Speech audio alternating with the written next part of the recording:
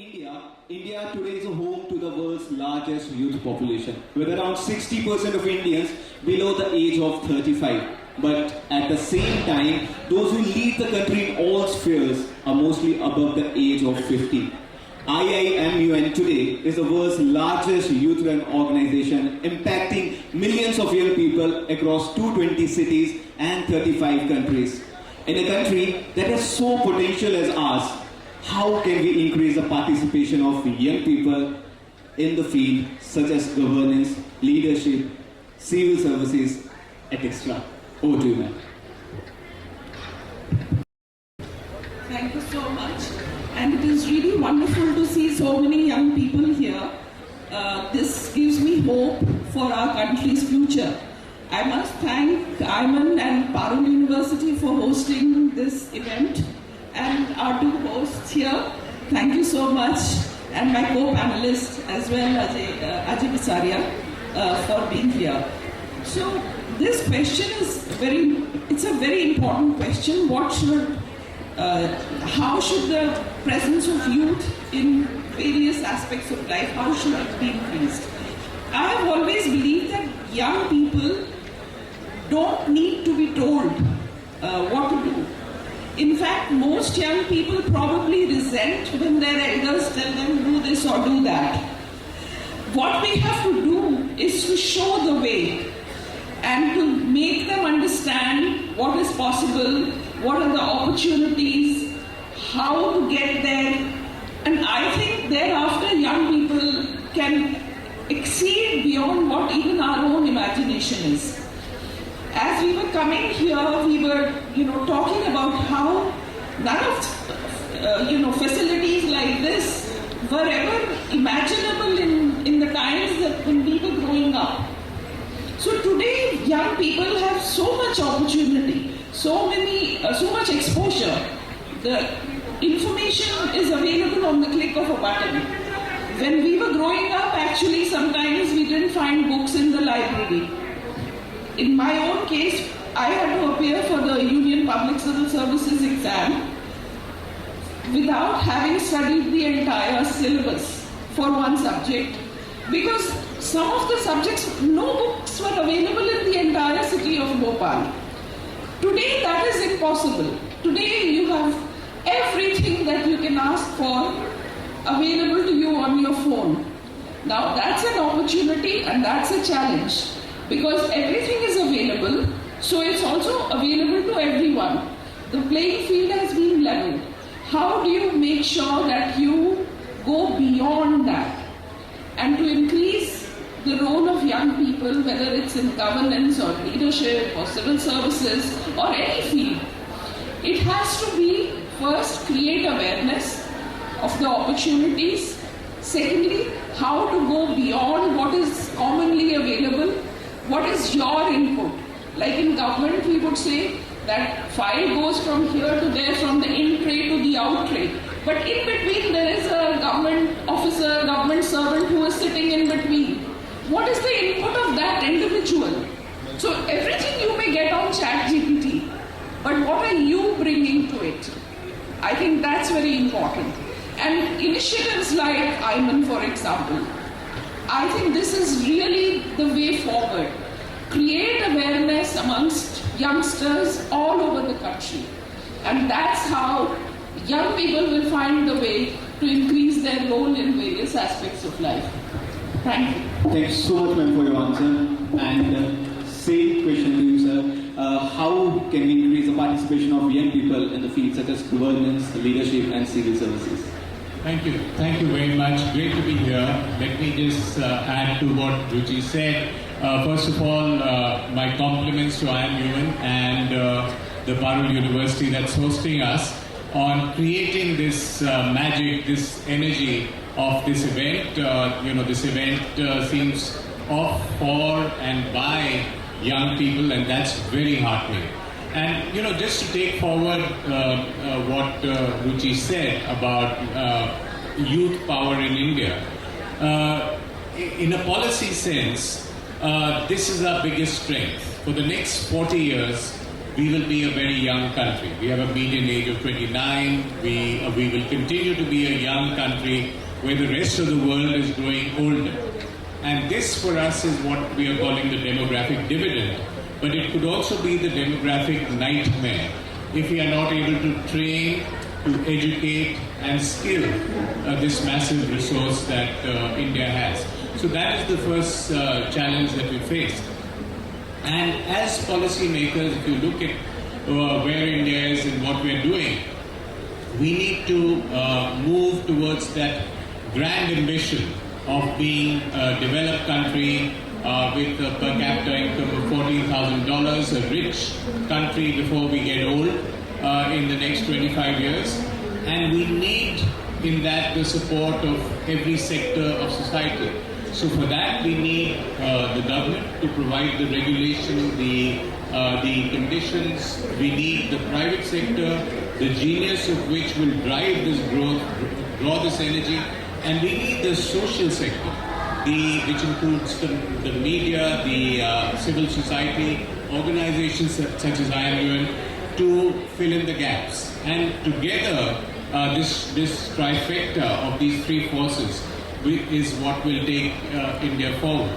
And I would argue that for young people today, apart from taking the traditional occupations, it would be very important to move into some of the driving occupations which you mentioned, which is leadership in politics.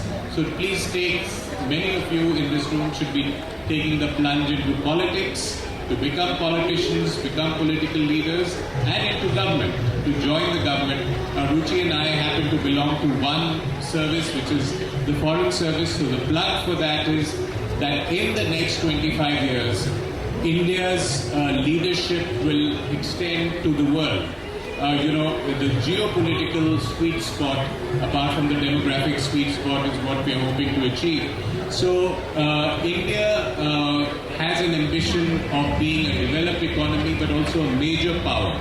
So if you join government today, you're part of the journey of India becoming a major developed country and a major global power. So I think these are very important professions, and this youth power is something that we have which is very special. Thank you, sir. Over to you, Shri. Definitely, sir. I think what you said was truly right, and as a country we have developed so much and we still have a lot to develop too. And speaking of policies, so as you mentioned, you have had a very extensive experience in that regard that would like to state, because you have worked in the PMO and having also advised our former Prime Minister Atal Bihari Vajpayee sir, and you have advised on variety of issues. So my question is that how do you keep your personal bias out of this advice and the counsel that you give to the government of India? And following up to that, especially in cases where when you know that that particular advice can be perceived in a wrong way and not exactly what a particular government wants to hear. So how do you exactly go about conveying such piece of advices and counsels? So I think that in any professional context is a universal dilemma. Whether you're in a private sector organization or the government, part of your job is to give advice, and you need to keep a larger objective in mind, whether it's a company's objective or the country's objective. And that is what should be your North Star, your guiding light, that you are giving advice, I think, to whether it's a political leadership or leadership within the hierarchy of an organization. So in the context of government, I would say keeping the national interest in mind. And there is enough space in government, and I can speak for the government of India, for dissent. Because you could be disagreeing politely with the leadership, and you don't necessarily have to repeat what they would like to hear. Today your algorithms on social media tell you only what you want to hear or what you already believe. The idea is to retain your judgment, to keep a larger objective in mind, and give your advice based on that objective, even if it doesn't suit, your bosses or your leaders. Definitely, so. And I think even at Ayman, we have always, had a firm belief that you need to take the good and bad from everyone. So it's important to note both the sides.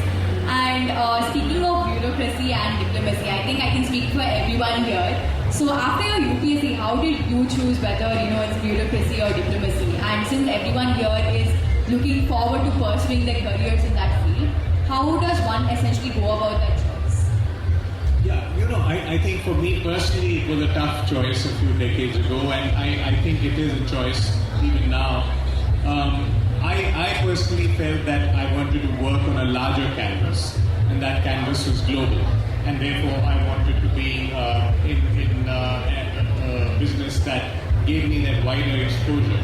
But I would say that for a young person making that choice today of joining the civil service, joining the government, I think both are very exciting professions. So joining something domestic, say the administrative service, or being part of India's journey over the next 25 years will be an exciting career. But so would one be, which is a global career, representing India abroad and being part of India's journey to be a world power. So I think it all boils down to your personal disposition. If you love people, love going out, love learning about new cultures, the foreign service is for you. But if you are deeply moved by development, you want to be part of the development of India, part of what you see as the inequality in India, the domestic service is an exciting journey. So I think it will all depend on a bit of your personal disposition as well. And Ruchi ma'am, आपको ना थोड़ा सा memory lane में जाके आपकी nostalgia थोड़ा सा hit करने वाला हूँ. जैसे हम बात कर रहे थे, आपने बताया कि आप यूपीएससी का एग्जाम देने गए और आप एक सब्जेक्ट के बारे में पढ़ा ही नहीं था. एंड अगर हम बात करें इतने स्ट्रगल्स के बाद, मतलब उस दौर में, what kept you motivated to join Indian foreign services? So, sometime when I was in school, I think it was the final year of school, I spent one whole year, the last year of my school, thinking about what I wanted my life to be. And there were many things that came through, obviously, in 1 year of thinking. Many things came into my mind. And at the end of it, I decided that in my life, I wanted to join the Indian Foreign Service. Now, why did I decide that? I don't really know, because I had never met somebody from the Indian Foreign Service. I had never been to an embassy. I had never been to the Ministry of External Affairs. I had no exposure to any of these things. But somehow, in the build-up of the thought process, that is the answer that came to me. And that decision, that this is the service that I have to join, that kept me motivated. If books were available, then I read them. If they were not available, I just told myself that okay, every question paper will have choices, and if questions come on this section of the syllabus, I will exercise my option and leave them as the choice. But that meant that the rest of it for which the books were available, you have to prepare, and you have to be prepared well. So that's what I think kept me motivated. As Ajay mentioned, that it's about development and foreign policy, larger level, and it's really always I thought this is the classic debate between micro and macro. You want to work at the micro level or you want to work at the macro level. So when it comes to foreign policy, that is also a tool for national development. You are also contributing to the development of your country. But you are contributing at a macro level. But at the micro level, day to day, like Ayman for instance, groundwork, that's also an essential part. Somehow, as he said, and I agree with that, it's what motivates you. And this is what motivated me. And I must say that the decision was not wrong, because if I had to live my life again, I would probably use the same path. It's a wonderful answer. And जिंदगी में वही चाहिए कि अगर आप पीछे जाकर देखते हो तो बस गिल्ट नहीं होना चाहिए। एंड मैम अगर हम बात करें तो कुछ मिथ्स जो यंगस्टर्स के दिमाग में होती हैं या जब भी वो ज्वाइन करने की कोशिश करते हैं सर्विसेज को तो दिमाग में लेकर चलते हैं, आपने सुनी हो। And apart from that some key lessons जो आपने अपने सर्विस के दौरान सीखे हैं और आज भी आपकी लाइफ में वो काम आ रहे हैं। So, आमतौर पे I don't know if everyone understands Hindi. Do you understand Hindi? Okay, good. So, आमतौर पे लोग ऐसा सोचते हैं कि फॉरेन सर्विस में बाहर घूमते हैं लोग, पार्टी करते हैं, कॉकटेल्स होती हैं तो दारू पीते हैं, और एक डिप्लोमेट के बारे में सोचेंगे तो गोल्फ खेलते होंगे, सिगार पीते होंगे, विस्की पीते होंगे। आई कैन टेल यू, मैं इसमें से एक काम भी नहीं करती। ना तो मैं दारू पीती हूँ, ना तो मैं सिगरेट स्मोकिंग या सिगार स्मोकिंग करती हूँ, ना मैं गोल्फ खेलती हूँ। But I am also diplomat. So ये एक मिसकंसेप्शन है।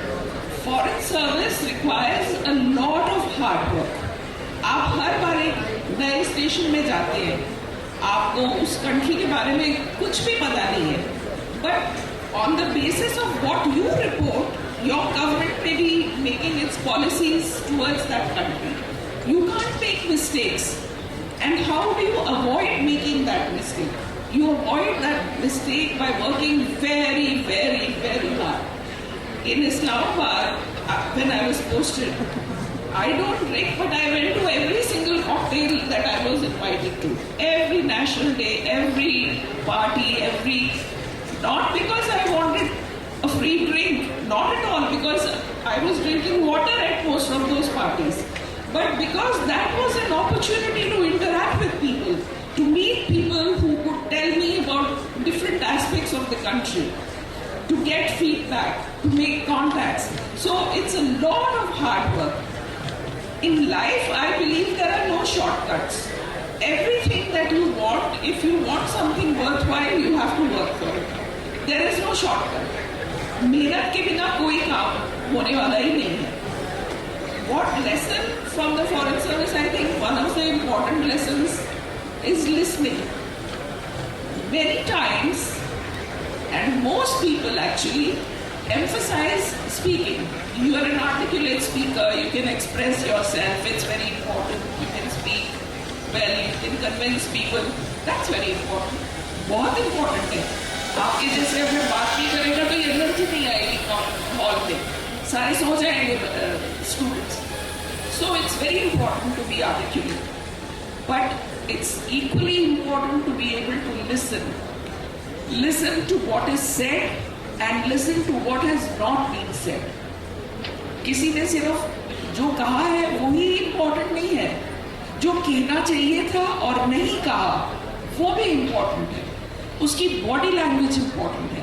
बात करते वक्त उसने आपसे नजरें मिला के बात करी या इधर उधर देखते हुए बात करी, उसकी बॉडी स्टिफ थी या फ्रेंडली थी, वार्म थी या एग्रेसिव थी, everything you have to notice, and that gives you a full picture of what's going on in the other person's mind, what exactly the person means by what he or she is saying. What we say is not necessarily what we want to say. So that lesson in the foreign service you learn every day of your life. And to me, that is a lesson that is useful even today. Okay, and ma'am, in your journey, is there any moment you cherish a lot? There are many, many moments that I cherish. The day I got married, the day I had my first son, then when I had my second son. So everything is a cherished moment. Perhaps the day I presented my credentials to the Queen of England, to the Queen of UK, Her Majesty Queen Elizabeth, maybe that would be one of the most cherished moments. When I was growing up, I always thought that I will, as a youngster, I thought I would never go to UK. This is a colonial power. This country made us a colony into a colony, and there were so many horror stories about how Indians were treated. So to be able to go back to that very country as the representative of a sovereign nation, sovereign India, today as respected, if not more, than most other countries, certainly even UK. To be able to do that, I think that would be the most cherished moment. Indeed, is a man actually. And thank you so much. And Ajay sir, you have served as a former High Commissioner of India to Pakistan for a period of 3 years. So you have great knowledge about the Indo-Pak relations, and your book Anger Management: The Troubled Diplomatic Relationship Between India and Pakistan exhibits the same. So क्या लगता है कि आने वाले time में कभी ये जो इंडिया और पाकिस्तान का रिश्ता है वो ठीक हो सकता है? So I think that's a great question. और ये सवाल हमारे साथ 77 सालों से है कि we are two countries born on the same day. We've been here around for 77 years, but we don't get along. And the Pakistan conundrum, in a sense, continues. Even today, you have these same conversations. So, I could go on for a long time about my book, but let me very briefly say that the Pakistan issue is a tough one because of a structural problem.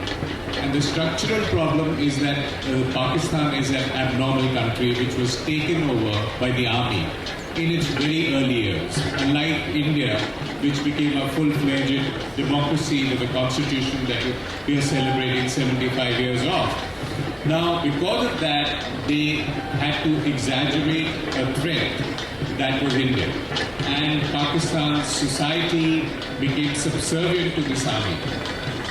And that is the fundamental problem. Now, over the last 3 decades, this problem has got aggravated by terrorism. So we face a constant challenge of terrorism, which has destabilized many parts of our country, including Kashmir for 3 years, where you come from. And so I would say that it's a tough challenge. It's not an easy problem to solve, but it is possible through diplomacy to stabilize this relationship. In the near term, we may not be able to normalize this relationship and have normal neighborly relations as between France and Germany. But it is possible to stabilize it by dealing with this central challenge of terrorism and also reminding Pakistan of the fact that this terrorism has been its own undoing. Because Pakistan as a society, as a country is collapsing right now on the weight of a polycrisis because this terrorism, this snake that was cultivated has come back to bite. So I think it's a tough challenge, but we shouldn't neglect this challenge. We should face it head on. Thank you so much, sir. Over to you. So I think it's definitely right regarding what you said pertaining to the fact that we definitely need to face this challenge. So what do you think is the role of young people in terms of trying to face the challenge, especially considering that Kashmir, despite repealing Article 360 and whatever, we still struggle to integrate Kashmir as actually a true part of India, even though the rest of the nation believes that. People in Kashmir still do not really believe that to a great extent. So where do you think, as young people, what role do we play in this? I think young people have a huge role. In India, we said that a large proportion of our population is under 30. The same is true of Pakistan. And when I was in Pakistan, I'd have these conversations with young people. If you see some of the social media coming out of Pakistan, they talk with admiration about India because young people are impatient with some of the problems of the past which they wouldn't understand. So I would say that if we encourage more conversations, cross-border conversations between young people on both sides, that will help. In Pakistan, unfortunately, it doesn't get translated because it's not a democracy. The army would not listen to those young people even if they advocated better relations. But we need to recognize that fact. There are ways and means of having those conversations, cross-border conversations between young people on both sides of the border, and to think out of the box and think of newer ways of dealing with this problem, with this conflict. It is a problem that can be solved and I think it will affect younger people more in the coming generations. But I would argue that having cross-border conversations at the civil society level will be a useful step in trying to resolve these issues. Definitely, so I think that is something that everyone should take note of over here. And speaking of people who have been to Pakistan, how many of you have been to Pakistan here? The expected reaction that I was looking for in the crowd today. सबने बस news में सुने हैं. Exactly. So, ma'am, my next question is to you. So, as someone who has been to Islamabad yourself, and you have extensively spoken about this in your book as well, where you have described various experiences that you have had. And when you were talking as well, you were talking about the importance of going to these cocktail parties, and it reminds me of few instances where even you have written in your book saying that you didn't expect it to actually be called to these houses, especially during your time in Islamabad. So my first question to you is, can you describe how exactly was your experience in Islamabad? Because you were the first Indian women diplomat to have actually gone there. And as a diplomat, given the relations of India and Pakistan, a troubled relationship as it is, what were the challenges that you faced, and how do you navigate through the troubled relationship and the hatred that you might have faced with it? Thank you so much. That's a whole set of questions. Actually, ever since I served in Islamabad, this is one question that almost universally I get asked. What was the experience like? What was it like living there? And that's what actually motivated me to write the book. And I have written the experiences in 240 pages. So it's very difficult to encapsulate them and answer in one short sentence or few short sentences. I think one of the lessons, one of the learnings that I had from Pakistan is that it's a country in many ways which is similar to India. On the surface, if you see India and Pakistan at least 25 years ago didn't look all that very different from each other. I speak Hindi. My mother is from Lucknow, so I was brought up with Urdu around me, so I could use a bit of Urdu as well. They spoke Urdu, but to anybody who didn't know that we were speaking two different languages, it would have seemed that we were both talking the same language, because we would laugh at the same jokes and we would watch the same movies.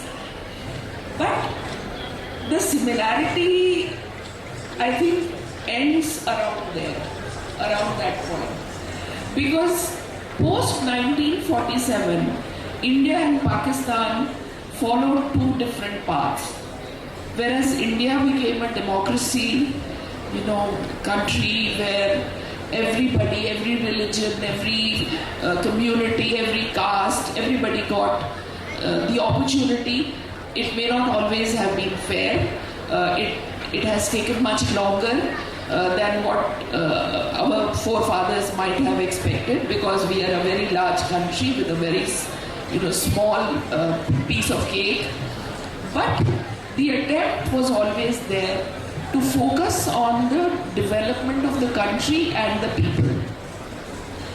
Pakistan, on the other hand, took us completely different path. They came under the army.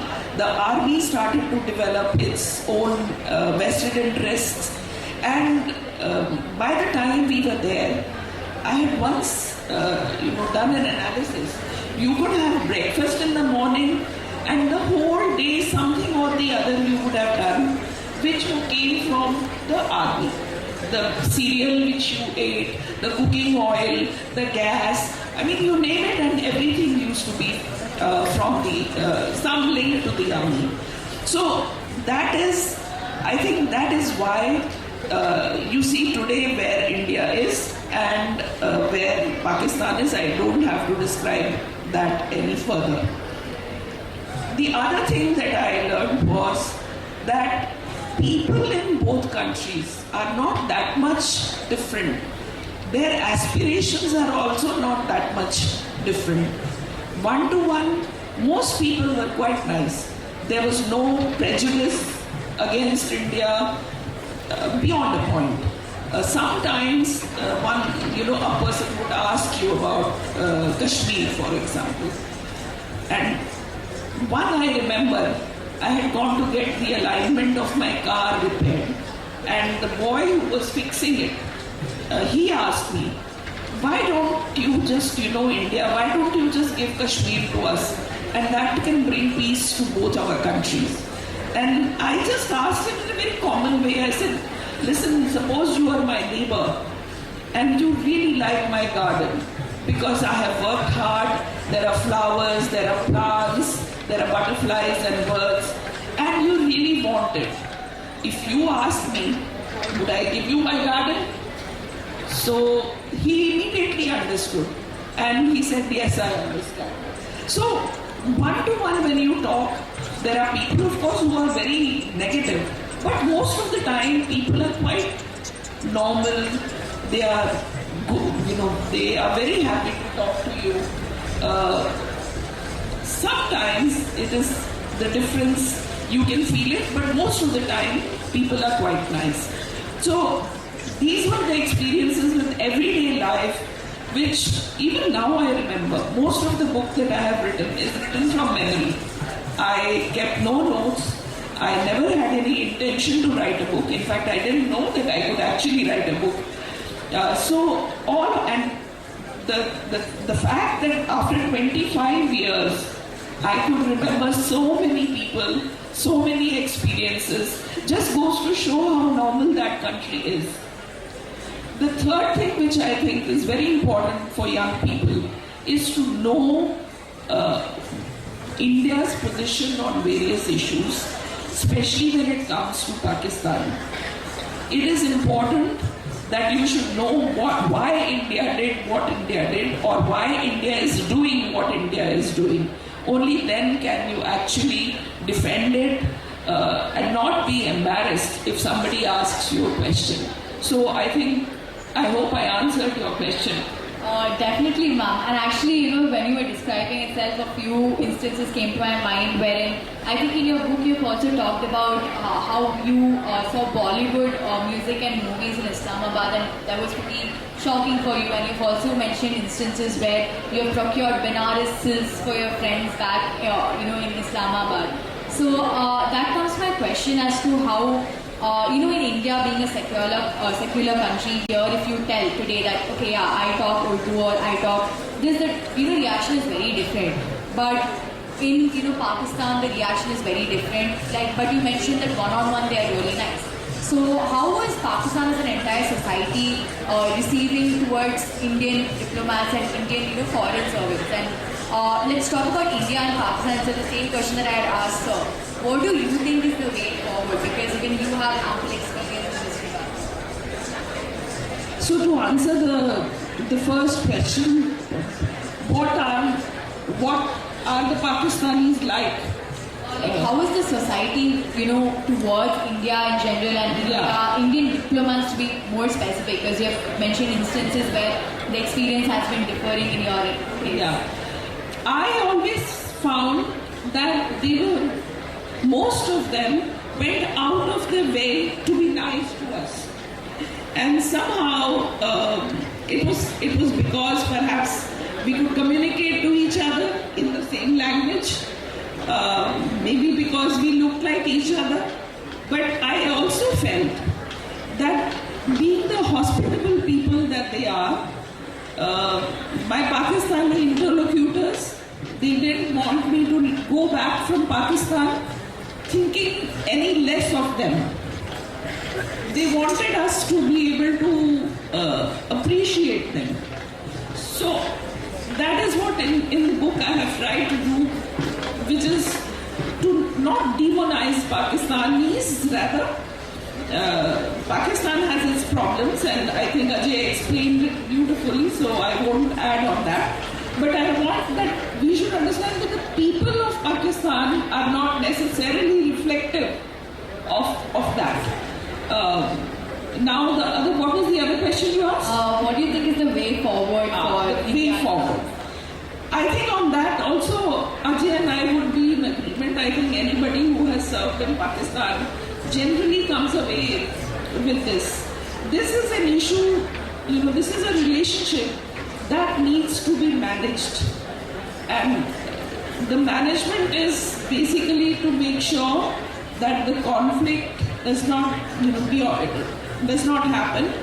The negativity does not escalate. That peace remains so that India can focus on its own development. I think this desire to somehow turn around this, in one measure, I think is unrealistic. I don't think there is a magic wand that you can wave and then you have good relations with Pakistan or normal relations with Pakistan. This is a situation, this is a challenge that we need to put a lot of hard work in and for a very long period of time. I hope that period is not too long, but I don't see things changing overnight immediately. I hope they do, but I don't see that happen. Yes, I think I definitely agree, and as diplomats, I think both of you also agree when I say that a pen is mightier than a sword, because I think at the end of the day, the point is to end up in a resolution and not another war, which most of the countries in the world are already resorting to. And so that comes to my next question that I had for you actually. So when I say the phrase, a pen is mightier than a sword, the first thing that comes to my mind is United Nations. And like for that matter, when I see Russia, Ukraine or Israel, Palestine, I think everyone here can only think of a UNSC or a UNGA, and that's the first thing that comes to our mind, because as an organization, UN is known for its commitment towards world peace. And in your book as well, you have covered about different aspects where even UN has tried to interfere between India and Pakistan's relationship as a whole, and they have also failed that we have already seen, because the ceasefire did not get implemented and so on. And at Ayman, so initially before 2016, we were India's international model United Nations, and 2016 we actually went to the UN and we had a conference there, and also talking to our previous President Pranab Mukherjee sir, we realized that one thing that we all realized that we were the same page was that when we went and did that conference at Ayman, at least we realized our platform provided a better opportunity for promoting oneness through the way of India and through Indianness, and this is what made us change our name to India's international movement to United Nations from a model United Nations. So as a diplomat and also having worked with the UN yourself and having seen personally as to how the impact has been, what is your opinion of UN, and what do you think is the right way for UN to move ahead, and for in fact any national organization for that matter? How do you think they can make use of the global forum and the global platform that's available today to actually promote peace in reality? Absolutely. I think it's a very important question, and I would say that IMUN did the right thing and the smart thing by moving from focus on the UN to a broader kind of approach towards what is global governance. Because essentially what you're talking about is global governance. This world was being run by a global governance structure which was UN defined since 1945. But while we were looking at it, the world changed. It went from a bipolar world to a unipolar world to now a multipolar world. And today you live more in a G20 world than a UN world.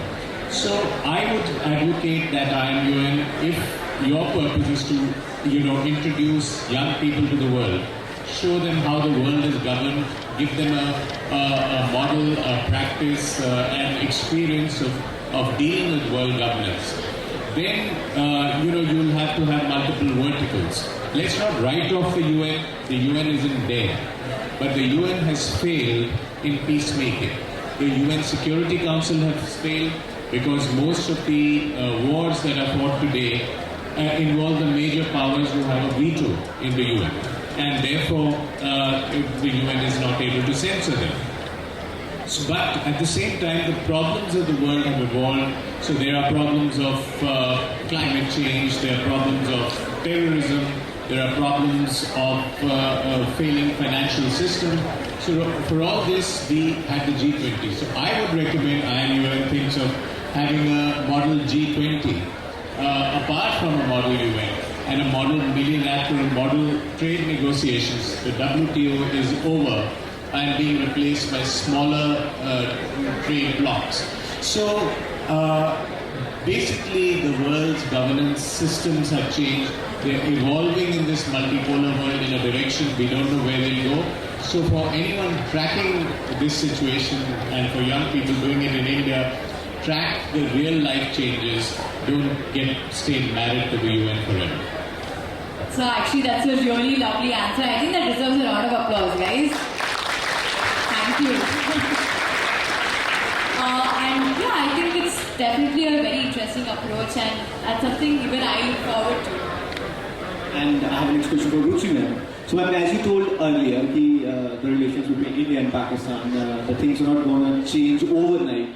So what can future generations do?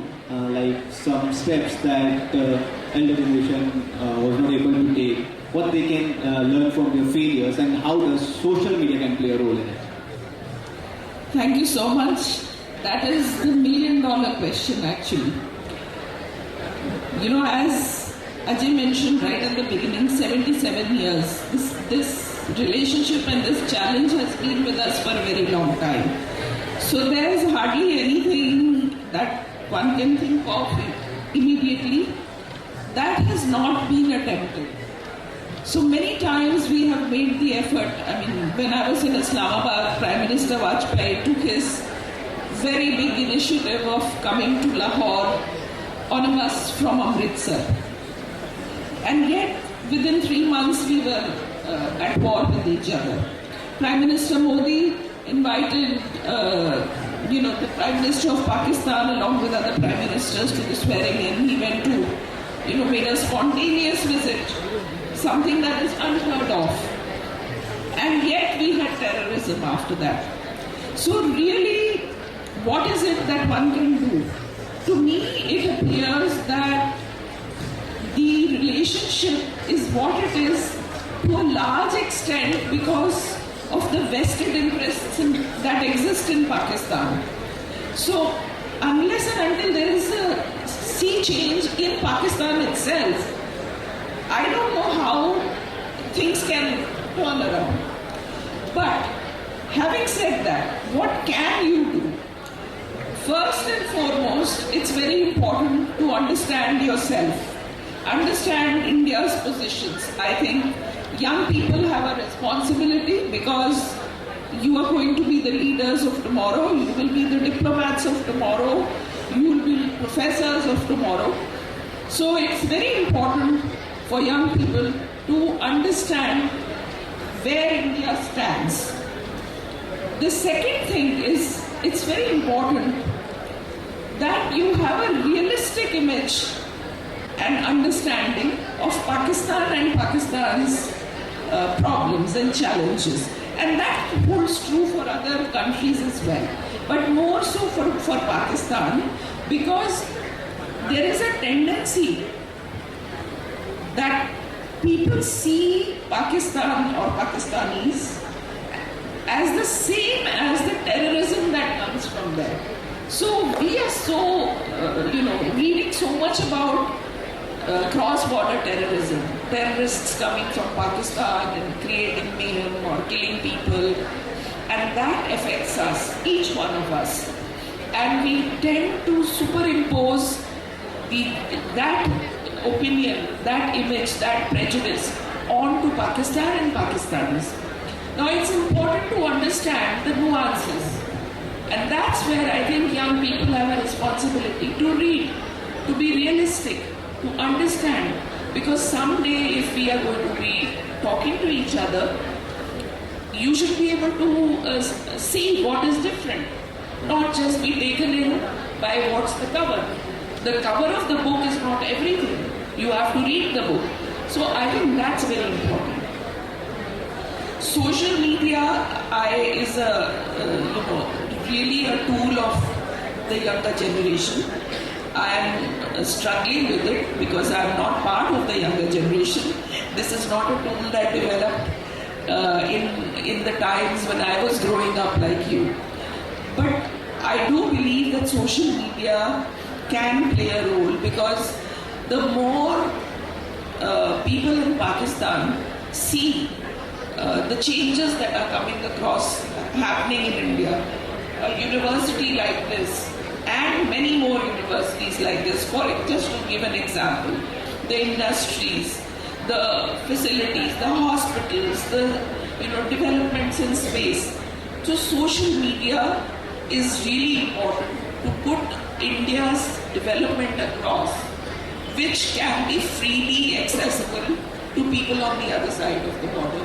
So I do agree with you that social media is a very important tool. Ma'am, is it going to create positive impact or negative impact if you talk about Pakistan and India relations? Particularly, there are a lot of news going on social media, like not that much verified. So I just want to confirm that. Is it going to create a positive impact or a negative impact on the younger generation? There is, of course, a lot of social media has to be taken with a pinch of salt. I mean, we get so many messages on WhatsApp, for example. That's what I actively follow. But on social media, there are so many stories that come that you read. Now, it's important not to believe everything. But yes, the negative stories do create, and I have seen that happen even in my own neighborhood in Delhi. The negative stories, if they are untrue, they do impact people and they do create negativity. So that's why young people have a responsibility to bring a balance. The negative things which are there, which are circulating, will circulate. I don't think there is much that you can do to stop them. They will be there.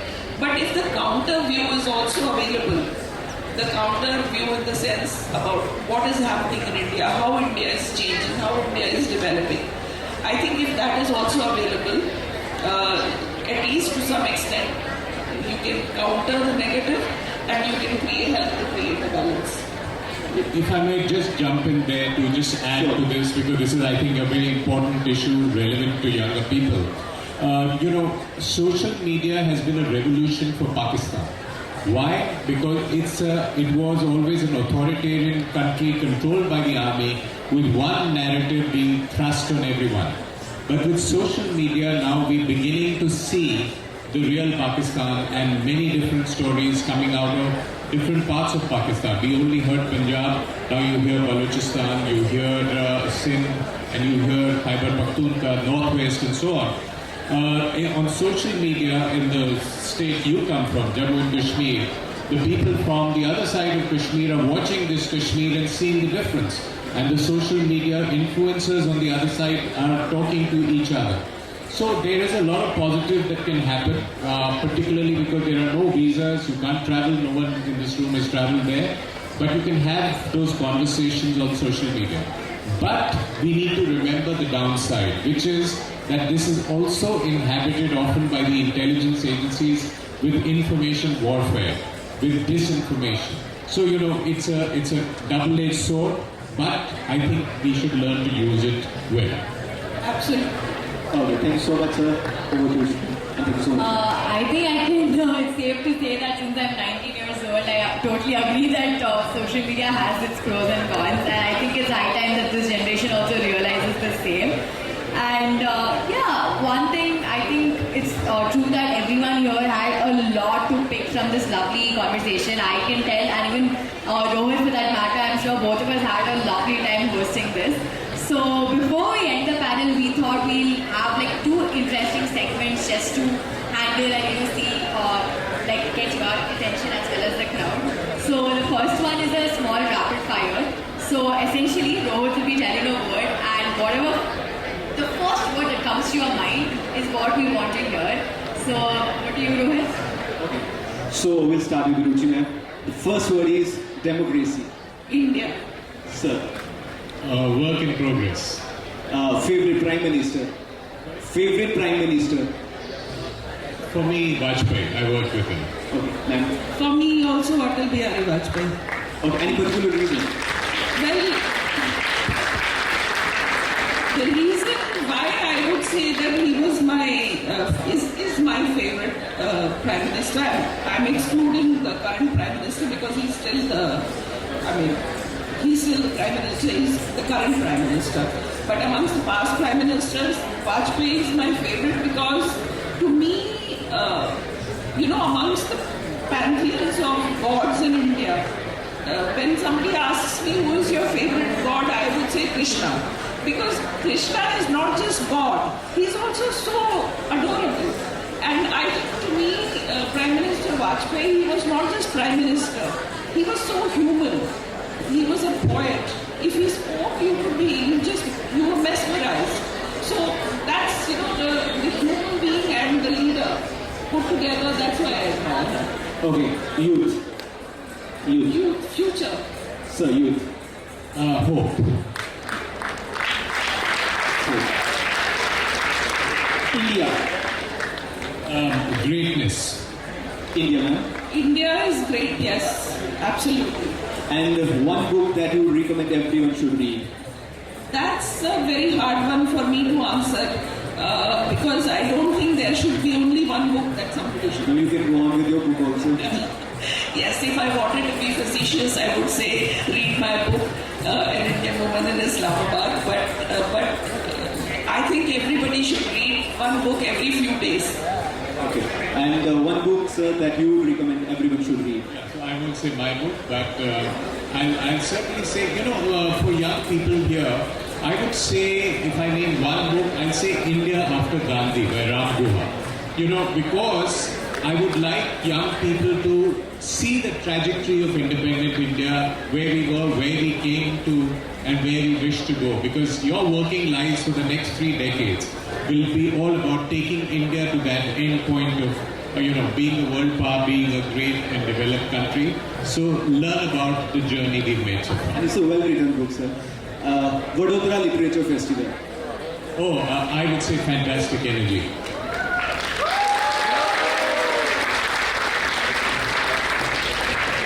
Vadodara Literature Festival. Yeah, wonderful organization.